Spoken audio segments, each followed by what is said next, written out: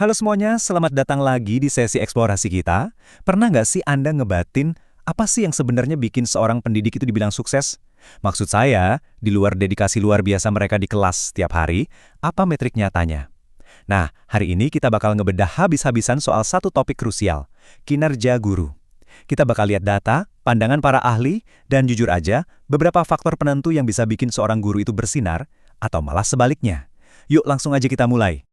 Oke, kita luruskan dulu nih satu miskonsepsi yang sering banget kejadian. Sering kan kita lihat guru yang sibuknya minta ampun, kelihatan capek banget, terus kita otomatis mikir, wah kinerja beliau luar biasa.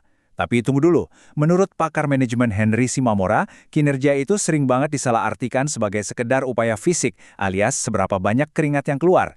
Padahal, kinerja yang sebenarnya itu mengacu pada seberapa baik tugas-tugas itu benar-benar dicapai. Jadi, ini bukan cuma soal energi yang dihabiskan, tapi hasil nyata apa yang didapat dari pekerjaan tersebut. Biar gampang dan terstruktur, kita bagi sesi ini ke dalam 3 bagian ringkas ya. Pertama, kita pahami dulu konsep kinerja. Kedua, siapa sih yang mengevaluasi guru? Dan yang ketiga, 3 faktor penentunya. Kita masuk ke bagian pertama, memahami konsep kinerja dan mendefinisikan hasilnya. Jadi gini, kalau kita merujuk ke Depdiknas, kinerja itu diartikan sebagai prestasi atau unjuk kerja. Bisa berbentuk wujud fisik, bisa juga berupa gagasan segar yang muncul dari kompetensi guru itu sendiri. Tapi ada tambahan yang sangat menarik dari Ismail Muhammad. Beliau bilang, kinerja itu adalah kondisi yang pencapaiannya harus diketahui dan dikonfirmasi. Kenapa gitu? Supaya kita bisa lihat apa dampak positif dan negatif dari kebijakan operasional sekolah yang lagi jalan. Singkatnya, waktu kita menilai kinerja guru, kita nggak cuma menilai individu di ruang hampa. Kita juga lagi melihat seberapa efektif kebijakan sekolah itu waktu beneran dieksekusi di lapangan. Lanjut ke bagian kedua. Siapa penilainya? Yap, evaluasi 360 derajat. Nah, buat menjembatani teori dan praktek, penilaian kinerja itu jelas nggak boleh cuma satu arah.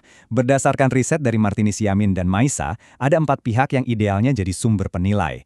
Pertama ya diri sendiri, buat refleksi internal. Kedua, siswa, karena mereka kan audiens utama yang langsung merasakan dampak pengajaran. Ketiga, rekan sejawat untuk sudut pandang sesama profesional. Dan pastinya yang keempat, atasan langsung seperti kepala sekolah. Kalau keempatnya digabung, ini bakal menciptakan sistem evaluasi 360 derajat yang sangat komprehensif, adil, dan meminimalkan bias. Terus, semua data dari evaluasi tadi ujung-ujungnya lari kemana? Semuanya bakal dirangkum ke dalam satu dokumen krusial yang pasti Anda udah nggak asing lagi. SKP, alias Sasaran Kerja Pegawai. SKP ini bukan cuma tumpukan kertas birokrasi loh. Ini benar-benar cerminan hitam di atas putih dari semua pencapaian, ide, dan pemenuhan tugas yang udah kita bahas tadi. Intinya, dokumen inilah bukti otentik dari prestasi kerja seorang pendidik. Sekarang, kita masuk ke bagian yang bisa dibilang paling menarik. Bagian ketiga, 3 faktor penentu yang jadi mesin penggeraknya. Pernah mikir nggak, kenapa ada guru yang performanya gaspol terus, sementara yang lain kayaknya agak kesulitan? Kalau kita bedah dari literatur akademis, semuanya mengerucut ke 3 faktor eksternal utama ini. Lingkungan fisik dan non-fisik, insentif dan gaji yang terkait kesejahteraan, serta kebijakan sekolah dan kepemimpinan. 3 hal ini ibarat bahan bakar, pelumas, dan kemudi, yang menentukan seberapa kencang mesin kinerja seorang guru bisa berpacu. Mari kita bahas yang pertama. Pakar bernama Nawawi punya poin yang menurut saya ngena banget. Beliau melihat lingkungan kerja itu sebagai 2 sisi mata uang yang nggak bisa dipisahkan. Di satu sisi, guru jelas butuh lingkungan fisik yang oke dong, ruang kelas yang luas, bersih, dan peralatannya memadai. Tapi ruangan semewah apapun bakal kerasa sumpek kalau lingkungan non-fisiknya beracun. Hubungan kerja yang asyik, harmonis, dan saling menghargai antar guru itu nilainya sama pentingnya dengan fasilitas kelas yang canggih. Ketenangan batin di tempat kerja itu mutlak kan? Faktor kedua ini membawa kita ke realitas lapangan yang butuh empati besar, soal kesejahteraan. Coba kita lihat perbandingannya. Buat guru yang berstatus PNS atau yang udah sertifikasi, secara umum ada stabilitas finansial yang lebih mantap. Tapi di sisi lain, kita juga punya rekan-rekan guru non-PNS atau honorer. Kesenjangan dari segi imbalan dan penghasilan yang terbatas ini adalah fakta. Dan secara logika, ini menjadi faktor eksternal yang kuat banget buat menentukan tingkat ketenangan, gairah kerja, dan pada akhirnya berdampak langsung ke kinerja harian mereka di kelas. Memperdalam soal kesejahteraan tadi, kita perlu melihat pandangan Kartono tentang yang namanya insentif. Insentif di sini bukan melulu soal amplop isi uang tunai loh. Insentif itu mencakup semua bentuk imbalan, baik itu finansial maupun non-finansial, yang diterima guru sebagai bentuk balas jasa. Bisa berupa penghargaan tertulis, pengakuan di forum, atau apresiasi tulus. Kenapa ini krusial banget? Karena insentif ini ibarat katalis yang bisa memompa semangat, mencerahkan suasana hati, dan otomatis menaikkan standar kinerja mereka secara keseluruhan.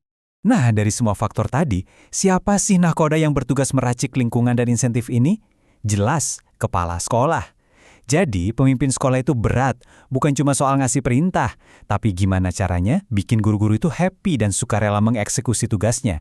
Tantangannya ada di keseimbangan. Ada kepala sekolah yang orientasinya murni ngejar target tugas. Ada juga yang lebih fokus ngebangun hubungan kerja personal yang santai. Kepala sekolah yang jago adalah mereka yang bisa menerapkan gaya kepemimpinan situasional. Mereka menyeimbangkan keduanya. Gimana caranya tujuan lembaga tercapai, tapi kesejahteraan dan relasi dengan bawahan tetap terjaga hangat. Oke, kita udah ngebedah anatominya hari ini. Dari meluruskan miskonsepsi antara capek fisik versus pencapaian nyata, evaluasi 360 derajat, sampai 3 pilar utama, lingkungan, kesejahteraan, dan kepemimpinan. Jelas ya, kinerja guru itu nggak terjadi secara ajaib dari ruang hampa. Sebagai penutup sesi kali ini, saya mau ninggalin satu pertanyaan reflektif buat Anda. Coba amati di institusi Anda sendiri. Apakah lingkungan kerja, sistem insentif, dan gaya kepemimpinan di sana sudah benar-benar mendukung kinerja optimal para pendidiknya? Ataukah mungkin masih ada kebocoran mesin yang perlu segera diperbaiki? Coba dipikirkan ya. Terima kasih banyak udah gabung di sesi eksplorasi ini, dan sampai jumpa di pembahasan seru berikutnya.